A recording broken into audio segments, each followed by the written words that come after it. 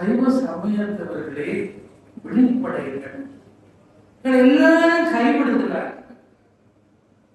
சைவ கோயிலை விடவில்லை என்று இன்னும் ஒருவரும் ஆர்ப்பாட்டம் செய்ய.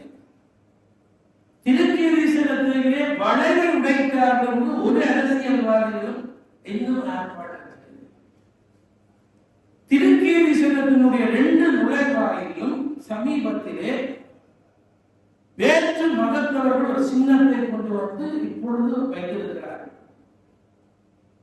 யாழ்ப்பாணத்திலே சுற்றுலா பிரயாணிகள் அதிகரிக்கிறார் என்று சுற்றுலா சபையை புனர் நிர்மாணம் செய்து வடக்கு ஆளுநரும் சுற்றுலாத்துறையும் புதிய அரசாங்கம் சில முயற்சிகள் செய்து ராமர் பாலம் என்ற மன்னர் மாவட்டத்திலே கடலுக்குள்ளே இன்றைக்கு இருக்கின்ற ராமர் பாலத்தை இந்தியாவில் இருக்கின்ற சுற்றுலா பிரயாணிகள் பார்க்க ஆசைப்படுகிறார்கள் என்று படகெல்லாம் ஒழுங்குபடுத்தி இப்ப போய் பார்த்துட்டு வருகிறார். அதுக்கு ஒரு அடையாள சின்னம் போட்டார்கள். அந்த ராமர் பாலத்துக்கு ராமன், சீதை, இங்காலே அனுமர், அங்காலே திருக்கீரீஸ்வரத்து சிவபெருமான். இப்போ மன்னார் மாவட்டத்தினுடைய மதவாதிகள், வேற்று மதத்தினுடைய தலைவர் அவசரமாக பிரதேசவை ஆளுநர் எல்லாரும் கடிதம் போடுறார். ஒரு சைவ அடையாளத்தை மன்னாரிலிருந்து உடனடியாக எடுக்க வேண்டும். இது சம்பந்தமாக ஊடகங்களே செய்தி வந்தது. இதுவரை தமிழர்களுக்காக இருக்கிற இன்னொரு தலைவர் இது தவறு, சமய அடையாளங்கள், அதுவும் ஒரு வரலாறு, 2000 ஆண்டுக்கு முந்தைய ஒரு வரலாறு, சுதேசிகளுடைய வரலாறு, இதை எடுக்க சொல்லி சொல்லாதவர்கள் என்று குரல் கொடுக்கும் ஒருவராக.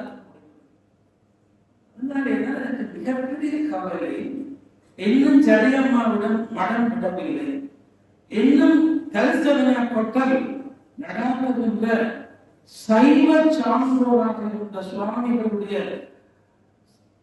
திருவோண சத்திரம் என்று சொல்லப்படுகிற அந்த சத்திரம் கொட்டல் நடத்துவதற்கு பயன்படுத்துகிறார்கள். விடுவதாக இல்லை.